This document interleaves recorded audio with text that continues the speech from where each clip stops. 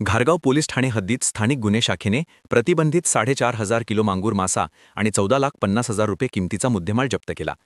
याबाबत सविस्तर वृत्त असे की जिल्हा पोलीस अधीक्षक सोमनाथ घारगे यांनी स्थानिक गुन्हे शाखेला अवैध व्यवसायांची माहिती काढून कारवाई करण्याबाबत आदेश दिले होते.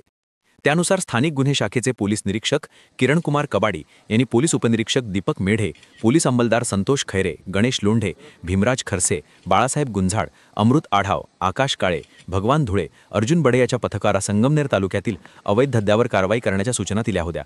दिनांक 2 नोव्हेंबर 2025 रोजी केंद्र सरकारने प्रतिबंधित केलेले मांगूर मासे भरून तो पुणेच्या दिशेने जात असल्याची माहिती पथकाला मिळाली.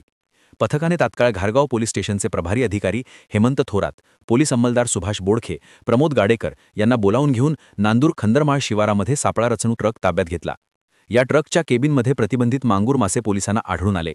यावेळी पोलिसांनी सुकुमार दुलाल घोष, तारक दिलीप सरकार, सद्दाम रजरुल सरदार, अजरुल आयजुल मंडल या पश्चिम बंगालमधील 4 व्यक्तींना ताब्यात घेतले. यावेळी त्यांनी हे मासे पुणे येथे घेऊन जात असल्याची माहिती दिली. त्यानंतर मत्स्य विकास अधिकारी सौप्रतीक्षा सुधाकर पाटेकर आणि दत्तात्रय संगे मिसाळ यांनी दिनांक 3 नोव्हेंबर 2025 रोजी ट्रकमध्ये मांगूर मासे असल्याचा अभिप्राय दिला. यावेळी पोलिसांनी 4,50,000 रुपये किमतीचे 4,500 किलो प्रतिबंधित मांगूर मासे आणि 10 लाख रुपये किमतीचा ट्रक असा एकूण 14,50,000 रुपये किमतीचा मुद्देमाल जप्त केला. यानंतर प्रतिबंधित मांगूर माशांचा नाश करण्यात आला. दरम्यान घारगाव पोलीस ठाण्यात गुन्हा दाखल करण्यात आला असून पुढील तपास पोलीस करत आहेत. धन्यवाद.